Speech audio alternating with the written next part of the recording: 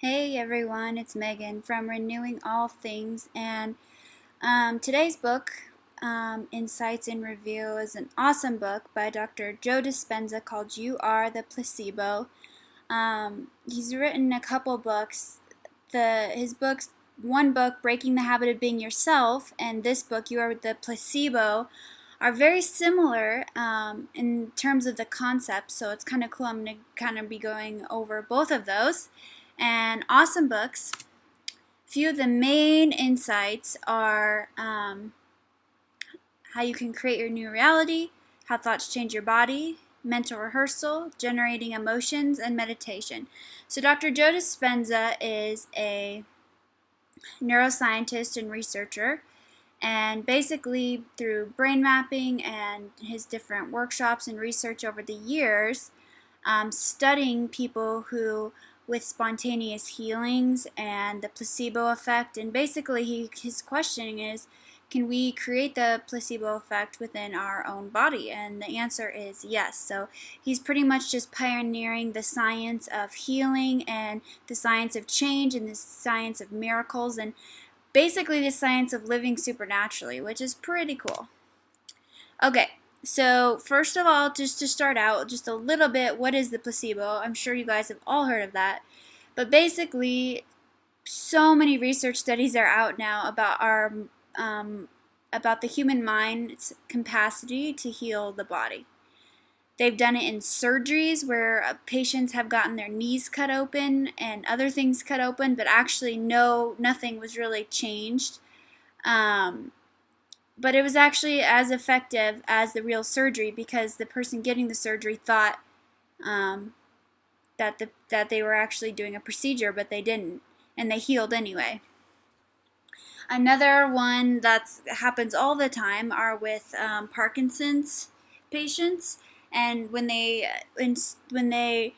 pretty much give them an injection of a powerful new Parkinson's drug, but actually it was just saline, and then they took brain scans. The same areas lit up in the brain and created the same healing chemicals as if they were actually getting the drug, but they didn't get any drug at all. And the other funny thing is they do a ton of tests and research on Valium, and they have found that it really doesn't have an effect unless the patients actually know they're taking it. So the big takeaway here with all medication and even supplements, natural supplements, is that the effects of the intervention, whether it's a supplement, a pharmaceutical, or a surgery, herbal, dietary, or anything else, the effect of it on your body is largely dependent on your thoughts, feelings, and beliefs about the intervention. So your thoughts, feelings, and beliefs are huge about how whatever you're taking is affecting you. What you believe it's going to do has a huge impact on what it actually does, which is incredible. Okay, so the first insight from You Are the Placebo, basically he talks a lot about how your thoughts can change your body, and he loves to say your personality creates your personal reality. And your personality is made up of the thoughts you feel, the emotions you feel, the thoughts you think, the emotions you feel, and the actions you choose. So basically, if you want to have a new reality, you need to change your personality. Because the life you're experiencing right now is just based on all of your past thoughts and choices. And obviously to change, we need to make new thoughts and choices. And he really just emphasizes that this is uncomfortable at the beginning. So to create a new reality, when we start thinking and acting in new ways, it feels really hard because you're actually creating new pathways in your brain instead of just using the same ones that you've been using your entire life. So it feels uncomfortable, and that's why a lot of people just give up. But if you stay with it, you can actually create a whole new you, which leads to a new body, which leads to new health and endless opportunities. So Dr. Dispenza calls that crossing the river of change. So you basically have where you are now, you have where you want to be, and you have to make it through that middle process of crossing the river and creating new pathways, feeling a little uncomfortable at first, to change and be reborn into a new person. Okay, so this is how thoughts change your body. Okay, so he talks a lot about epigenetics, and this book is a pretty big book, full of scientific research and studies. This is just a very quick overview, but if you're into that kind of thing, he definitely has the research and the studies and information to back it up. So epigenetics, we know, we talk about that all the time, how we can change our DNA based on our thoughts and the environment we give our genes. So every thought we think is signaling our genes to express in a certain way. Either express in a toxic way and express bad genes that we have, or express in a great way and have a great gene expression no matter what genes we have. So if we want to heal from anything, we need to signal new genes and new ways to create new results. So he talks about how most people don't heal and they deal with the same problems over and over again because they are simply just signaling the same genes day in and day out by thinking the same thoughts and doing the same routine. So nothing's going to change if you keep signaling the same genes in the same ways by doing the same things every day.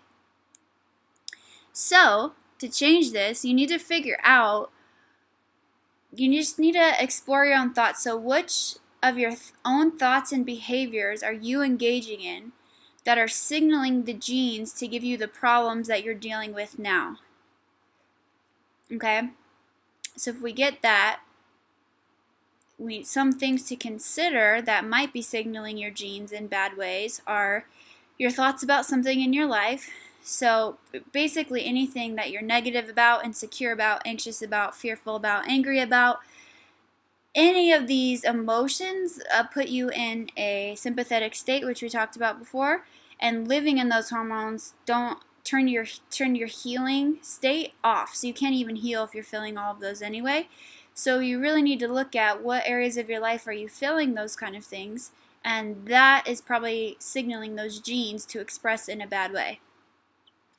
You need to look at your beliefs. So what your beliefs about your body and your life. So actually, what are you believing about your health and body and life? Do you believe you can heal? Do you believe things are hard? Do you believe you just have bad genes and you can't change it? You just really need to look at your beliefs. The food you're eating obviously impacts your genes. Being negative, gossiping, being critical about yourself, your life, your spouse, your family, all of those things actually interfere and signal genes in bad ways. So if you can kind of look at any areas you might be doing any of these things, then you can see the area where you can change and signal new genes. Mental rehearsal. This is basically one of the main concepts of the book, and he teaches you how to do that, why to do that, case studies of what's happened when people do that. But basically, to signal new genes in new ways and to have your genes expressed to their best ability, mental rehearsal is one of the most powerful ways you can do that. So we all know that athletes have known this forever.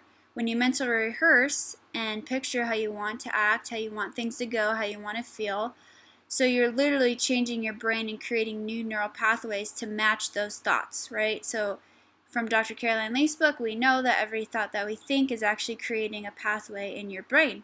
So when you think, your brain changes, and you can control what kind of neural pathways your brain is made out of. And Dispenza, he takes a lot of functional brain scans to kind of see the changes that people are having, and he scans someone who sits down to meditate and visualize before and after, and their brain is physically different after, which is incredible. So the biggest way to do this is to learn how to emotionally embrace an outcome and think about it enough times to where it begins to signal new genes in new ways before we have evidence of it ever happening. So when we do this, our bodies are no longer a memory of the past, but a map to the future that actually makes it occur. So basically, it's a lot of, before you heal, you have to actually embrace your healing and think about it and visualize it and feel like it's already true before you even see it actually happening. Which is basically what these Bible verses talk about. Faith is the confidence of what we hope for, but the assurance of what we do not see. Blessed are those who have not seen and yet believe, because that's what it really takes to believe. You have to visualize and feel like it's true before it happens, and that's what actually makes it happen. So that's what creates change in our bodies, our beliefs about what's possible, and truly believing it and thinking about it enough that your brain literally looks like it has already occurred, which will then make it occur. So basically, you have to recondition the body ahead of the change you want to make. So you can't just rely on the environment to make you feel a certain way, and not rely on your senses to tell you what is and what is not happening. So you condition your mind with persistence, and your body follows. So to create change, you basically need to use your mind before anything physical happens. So the kind of formula to that is when you visualize with emotion, we'll talk about that next, intensity and frequency, it changes your brain and begins to bring your future reality into your present reality. Which then brings us to generating emotions. So thoughts are very, very important. We know that. But actually, emotions are more powerful than your thoughts, which I think we just talked about too. So it is not the thought alone that changes the body, but it's the emotion that goes with it. So thoughts are actually physical structures in your brain, and emotions are actually physical molecules in your body that travel throughout your body. So the most powerful emotion in the human body is gratitude. Gratitude heals more than you can ever imagine. So when you have gratitude for your perceived future now, and be grateful for what you want to happen now, it creates powerful changes in the brain and body. So if you're grateful for your healing and whatever you need now, just generating that feeling of gratitude as if it already happened, powerful changes happen in your brain and body.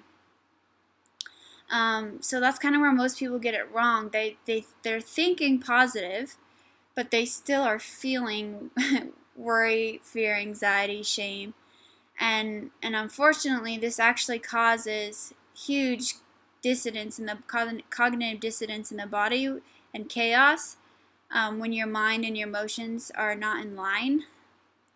So true healing and change in the body happens when your emotions align with your thoughts, which is called coherence. Coherence is something we can do a whole nother talk about, but basically, coherence is when your thoughts and emotions align. And when you're in this state of your thoughts and emotions being aligned, incredible things happen in your body. Scientists are studying this state called coherence, and they're finding that when you are in coherence, your body, all your systems are running to the best of their ability. Your body heals, it repairs, it changes. You're in peak thinking, like you can come up with solutions fast. Your body's healing. Basically, it's the best state you can be in. So an example of coherence is if you just think about something that you're grateful for and really just put your attention on your heart and imagine your breath going in and out of your heart, and think about something that you're really grateful for, and just really feel that feeling of gratitude in your body and in your heart. And so now your heart and your mind, which are your thoughts and your emotions, are aligned. And this creates whole body synchronicity, which is incredible of the healing benefits of that. So the more you can be in coherence, the healthier, the happier you will be. All right. Now meditation, that's also basically what meditation and mental rehearsal are basically the same thing, and the same powerful concept that he basically talks about is how you can change. So we all know to change our beliefs, we need to access our subconscious mind. And to do that, we need to get into a low brainwave state. So when we're in a high brainwave state, that's when our analytical mind is running and running with our thoughts, our worries, our to-do lists, our planning, and our disbelief. But when we can actually just slow our mind down and get past those thoughts, we can kind of get into the subconscious mind. So this is awesome. I love the brainwave states, are very interesting. These are just the main three. So when you're in beta, it's basically where we are most of the day, because it's when we're working and thinking, planning, assessing, categorizing. Basically, beta is our analytical mind. Alpha is the next one down. That's when we begin to slow down and we feel just more peaceful and grounded. Basically, if you're doing anything that relaxes your body, like a bath or a walk or anything that you're starting to relax. Then right after theta, then you get really relaxed, or right after alpha, then you go into theta, which is when you're even more relaxed, and that's the best state to meditate in. So in theta is where verbal and your thinking mind transition to kind of a meditative and visual mind. So we go from planning to a deeper state of awareness and intuition and a more capacity for wholeness and problem solving and visualizing. And basically it's when theta is when your mind is most open to create new beliefs and thoughts. So if you're constantly in beta and constantly checking your email, your social media, your text, and multitasking, then you're going to have a very hard time changing your brain, your thoughts, and your beliefs. And so we need to take time each day to slow our brain waves down so we can create change instead of just being so distracted from one thing to the next. And Dispenza recommends starting each day meditating and visualizing and creating that new self, thinking about who you want to be, who you no longer are, and what you desire to happen. So it's in this state that your brain and your body begin to change. So those were the main insights from Dr. Joe Dispenza's book, You Are the Placebo. And basically, he kind of leaves you with this. So look at a symptom in your life. It could be physical or an emotional symptom.